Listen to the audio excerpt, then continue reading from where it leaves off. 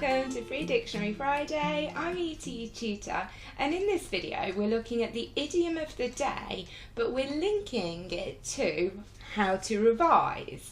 So our idiom is talk 20 to the dozen. Now, I'm a native English speaker and I have never ever uttered this phrase, which is another reason why I thought it was useful to talk about. As far as I've ever known, ever heard, people tend to say talk 10 to the dozen rather than 20 to the dozen. So it'd be really interesting if anybody does use this idiom as it is here, if you could get in touch and let me know. If you are more likely to say talk 10 to the dozen, then yeah, let me know that too. See if my theory's correct. So there is a video here, but we're not going to play it. It's a really easy one. Whether it's talk 20 to the dozen, talk 10 to the dozen, it just means that you talk really fast. You're in a hurry. Quite often, if people are said to be talking 10 to the dozen, it means that they're excited or excitable. So let's have a look now at somebody talking 10 to the dozen. And we're going to do this because this is going to help you with your revision once you've developed the skills, that is. So on YouTube, if you aren't already aware, one of the things that you can do is speed up the playback speed. So you can watch, say, a 5-minute video in half the time if you need to. You can change the playback speed as you're watching if you're finding it's going too fast, but it's just a little tip for people who are used to doing this to get more out of their revision time. So we will have a look at this one.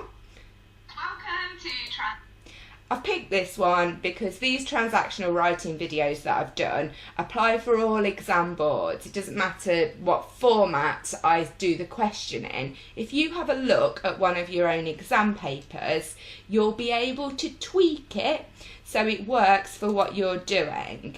So that's what I've explained down here, and you can see the edXL format here. And so this is the same for all of these videos. Out of my videos, they're proving quite popular, so there must be something useful there. But anyway, I digress. What we want to do is look at the playback speed. So if you go into your settings, you'll see speed. At the moment, it's set to its default, which is always going to be normal. But you've got a few options here, so I'll let you have a little listen and see what you think. So we'll just speed it up once for now, see what happens. transactional writing practice with ETETutor. So not going to mess around in these videos. Okay, I'm clearly not going to mess around. Let's have a look. We try to come up with some ideas together that you can use to grab. Let's have a look at speeding it up a little bit more for you. See what you think of that. So 1.5 speed now. Pen and paper now and be prepared to pause the video. Right, so you know you've got a choice between two questions, but we're just looking at one. Right, that sounds more like 10 to the dozen. We'll just go one more because I seriously doubt anybody is going to be able to do it at double speed. It will be quite tricky to concentrate then, but we'll try this one and we're bound to see me talking 10 to the dozen. Right, let's go. One question per video. So let's have a look at our first one.